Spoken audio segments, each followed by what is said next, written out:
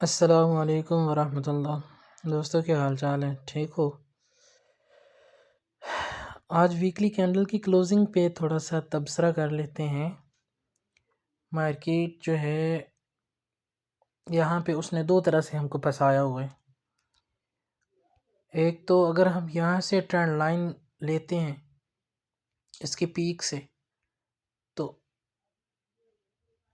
ये रिजेक्ट हुआ है ताज़ा ताज़ा ही वीकली कैंडल के हिसाब से। अभी आपके सामने वाज़े हो जाएगा। और अगर हम ट्रेंड लाइन की जगह चेंज करते हैं, ये वीकली कैंडल, अगर हम वीकली कैंडल के हिसाब से देखें इस ट्रेंड लाइन को, तो बीटीसी जो है वो रिजेक्ट हो रहा है वीकली टाइम फ्रेम में। यहाँ से रिजेक्ट हो रहा है। ज़्यादा से ज़्यादा क्या कर लेगा? 92,500 तक चला जाएगा बस। उसके बाद फिर इसने यहाँ से गिरना ही है। ये हमें वीकली टाइम फ्रेम ये हमें बता रहा है।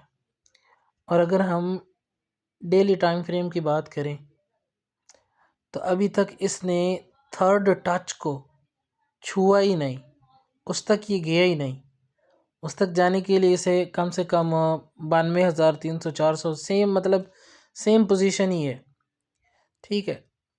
अगर हम नीचे से इसकी ट्रेंड लाइन मारते हैं, देखिए सबसे पहले चार्ट पैटर्न्स ही आते हैं। फंडामेंटल्स और ये उधर उधर की बातें और ये न्यूज़, ये सारी चीज़ें बाद की हैं। अगर हम बिल्कुल परफेक्ट ट्रेंड लाइन खींचें, तो अभी इसने ट्रेंड ब्रेक नहीं किया नीचे की तरफ। ये वनडे की बात है। अब अगर हम यहाँ से लॉन्ग की ट्रेडें ओपन करते हैं, तो तब भी फंसते हैं। उम्मीद है, बल्कि डर है कि ये 92,400 500 200 300 के एरिए से रिजेक्ट होके गिर जाएगा। ठीक है। और अगर हम डेली कैंडल्स के हिसाब से इसको देखते हैं, तो भैया अभी ये ट्रेंड को टच करके, मतलब ये लॉन्ग वालों के लिए एंट्री ही थी। ठीक है। थर्ड टच उसने ट्रेंड लाइन को किया और उसके बाद से ये लगातार पंप करी जा रहा है वनडे की कैंडल में। अभी वनडे की कैंडल के ख़त्म होने में 14 घंटे कम से कम बाकी हैं। अब 14 घंटों में कुछ भी हो सकता है। हाँ, ये ट्रेंड अगर ब्रेक होता है वन डे में अगर ब्रेक होता है, तो मार्केट को आज या कल क्लोजिंग देनी होगी 93,000 के आसपास, और वो भी इस ट्रेंड लाइन के बाहर। फिर हम कह सकते हैं कि मार्केट जो है 1,16,000 15,000 तक शायद जाए, या 1,07,000 तक फिर पक्का है। ठीक है। लेकिन ये हम जानते हैं कि छोटे टाइम फ्रेम से हमेशा बड़ा टाइम फ्रेम मजबूत होता है। वीकली टाइम फ्रेम की अगर बात करें, तो नीचे से ट्रेंड लाइन बहुत स्ट्रॉन्ग है। ठीक है। ये भी हो सकता है कि ये कैंडल इसी तरह क्लोज हो जाए, ये वीकली कैंडल इसी तरह क्लोज हो जाए यहाँ जाके, और अगली कैंडल जो है वो जाहिर है उसने फिर पंप करना है। फिर अप ट्रेंड स्टार्ट हो गया, इस ट्रेंड लाइन के साथ साथ चलेगा अप ट्रेंड। अप डाउन हो के इसे छू के वापस जाके अपने ऑल टाइम हाई को टच कर देगा। एक सीन ये हो सकता है, और दूसरा वनडे में हम देख चुके हैं। अब ना तो हम लॉन्ग की ट्रेड पकड़ रहे हैं इस डर से कि गिर ना जाए, और ना हम शॉर्ट की ट्रेड लगा रहे हैं, क्योंकि शॉर्ट में कंफर्म तब होगा जब इस ट्रेंड लाइन के बाहर कैंडल क्लोज होगी और अगली कैंडल स्टार्ट होके वो भी कोई ग्रीन हैमर कैंडल बन के क्लोज ना हो, बल्कि वो भी रेड कैंडल ही क्लोज हो। उसके बाद ये जो है कंफर्म हो जाएगा कि मार्केट ने गिरना है, पक्का डंप है, फिर 74,000 वज सकता है। ये हो गया हमारा बीटीसी पे तबसरा। अब हम नीचे इथेरियम है, इथेरियम को अगर हम देखें तो ये परफेक्ट ब्रेकआउट कर चुका है। इथेरियम ETH परफेक्ट ब्रेकआउट कर चुका है वनडे के अंदर। ब्रेकआउट के बाद वनडे की कैंडल में ही इसने रीटेस्ट भी कर लिया है। अच्छा, खुदा न खास्ता अगर कैंडल मतलब मार्केट गिरती भी है, तो कहाँ तक गिर सकती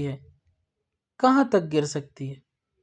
इथेरियम को 2900 तक आना पड़ेगा, बस इससे ज़्यादा नहीं, इससे नीचे मुश्किल है। इथेरियम को देखें तो ट्रेंड उलट चुका है, अब ट्रेंड स्टार्ट है। इथेरियम को देखें, बीटीसी जो है वो अभी उसने हमें कशमकश में रखा हुआ है। और इधर यूएसटीटी डोमिनेंस को अगर हम देखें तो भैया कल वाली कैंडल इसकी बहुत ही स्ट्रॉन्ग क्लोज हुई थी, लेकिन आज वाली कैंडल ने अपना पैम्पर गीला कर दिया, पीला कर दिया। तो अब अल्लाह ही बेहतर जाने कि ये कैंडल अभी, क्योंकि 14 घंटे हैं हमारे पास, कुछ भी हो सकता है यही कैंडल यहाँ से उठ के इधर जाके ऊपर जाके अपनी क्लोजिंग दे दे और फिर मार्केट 6.8 पे चली जाए। मार्केट अगर 6.8 पे गई तो बीटीसी 74 पे पक्का। तो अभी हम ऐसी सिचुएशन में हैं कि ना हम इधर के हैं ना उधर के हैं। कोई ट्रेड भी हम लोग तो नहीं ओपन कर रहे, मैं खुद नहीं ट्रेड ले रहा। ग्रुप में एक ट्रेड दी थी सुई की, वो भी क्लोज़ करवा दी, लेकिन वो प्रॉफिट में ही क्लोज़ हुई है, लॉस में नहीं। अच्छा, इसके अलावा अगर हम बीटीसी डोमिनेंस की बात करते हैं,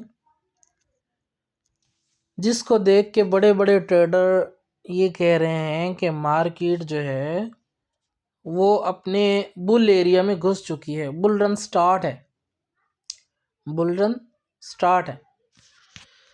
अब वीकली कैंडल बीटीसी की, रियल बीटीसी की कैंडल भी बहुत गंदी क्लोज हुई है, साथ में बीटीसी डोमिनेंस की कैंडल भी गंदी क्लोज हुई है, गिरी है नीचे। तो बीटीसी भी साथ में गिरा है, डोमिनेंस भी साथ में गिरा है। तो डोमिनेंस से जो पैसा निकला वो किधर गया?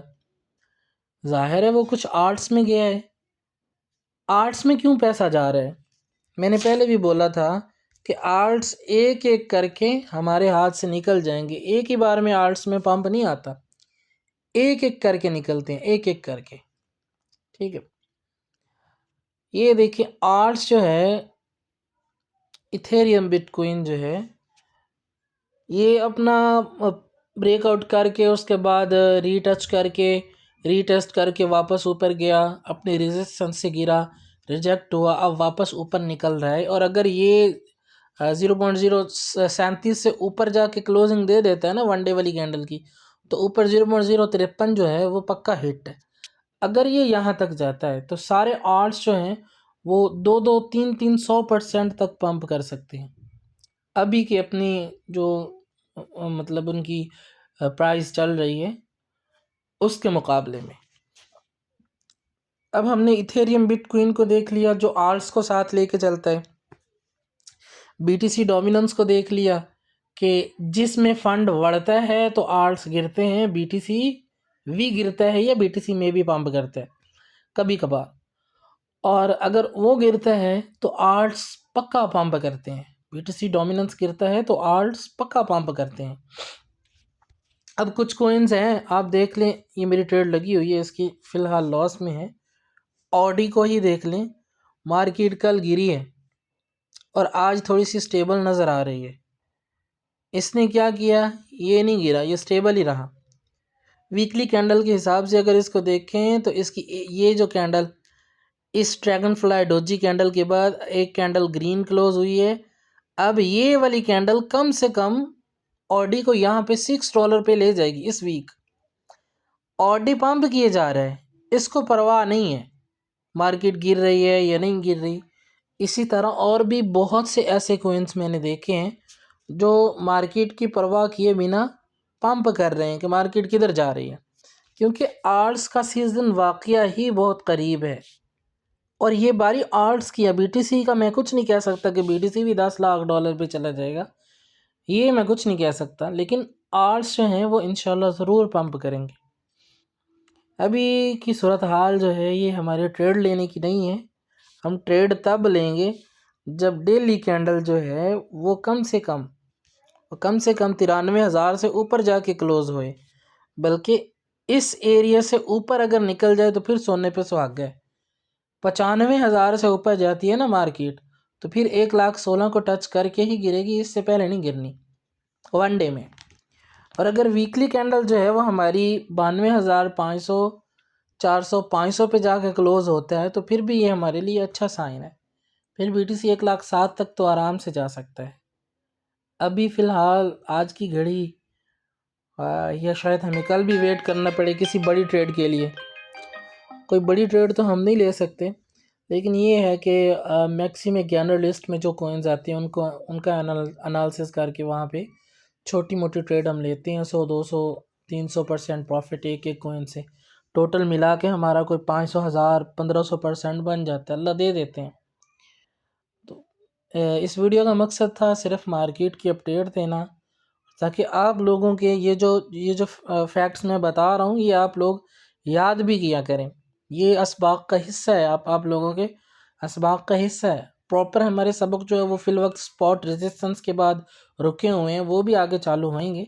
लेकिन अभी जिस चीज़ की इस वक्त ज़रूरत है वो मार्केट को समझने की है, और ये मौका भी है, इसलिए मैं इसी टॉपिक पे वीडियो बनाता हूँ।